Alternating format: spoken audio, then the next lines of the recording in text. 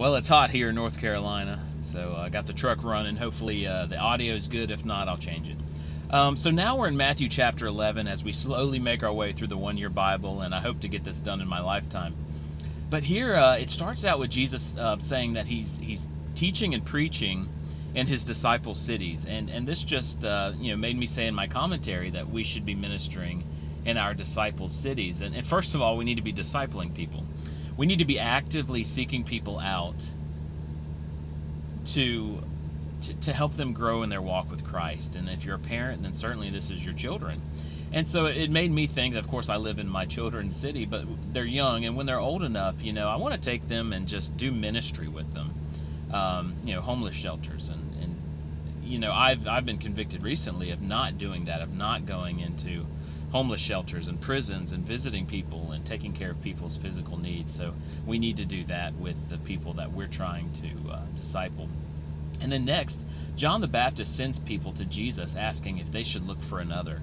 And so John the Baptist is doubting if Jesus is the Messiah right now. And Jesus answers his disciples by telling them to tell him what's going on, what's really happening. And what's happening is that, the deaf ears are open, people are getting healed, lepers are getting healed, and the good news is being preached. And so we just need to remind yourself to remind yourself of what God has done and is doing. And for me, I was just listening to an amazing documentary by Lee Strobel called The Case for the Creator. It's on Facebook. It's on YouTube, and I put a link on my Facebook page today. But just looking at the science of how amazing it is that it is irrefutable that there's a creator. If you watch that video and come to any other conclusion, then that's on you. And then just looking at what God is doing in my own life, how he provides for me. And anyway, just look at what God has done in your life, what God is doing. Look at science, look at prophecy. I just remind myself of prophecies that are fulfilled in the Bible, like Alexander the Great, that prophecy about him. I remind myself about the sanitation that God told the Israelites in the Old Testament that they would have had no way of knowing.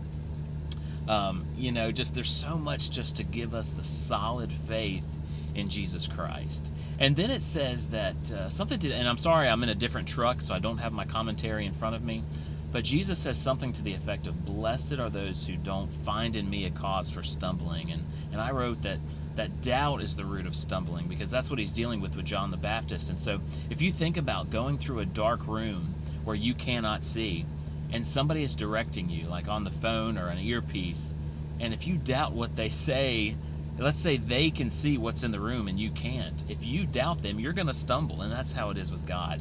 So man, blessed are you, blessed are the people who don't find any reason for doubting God. I hate how Christians try to believe in an old universe when it's clear from the Bible and it's clear from science. There's evidence of a young earth. The Bible clearly talks about, Jesus said, if you don't believe in a young universe, then you don't believe in Jesus, because Jesus said that Adam and Eve were created at the beginning of creation. And if God used the Big Bang and it took billions of years, and then life didn't form until millions of years ago, then Adam and Eve were clearly not at the beginning of creation.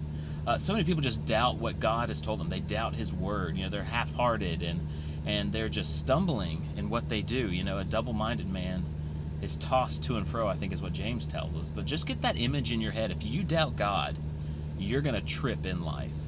And so just trust him. Take him at his word, and you won't stumble.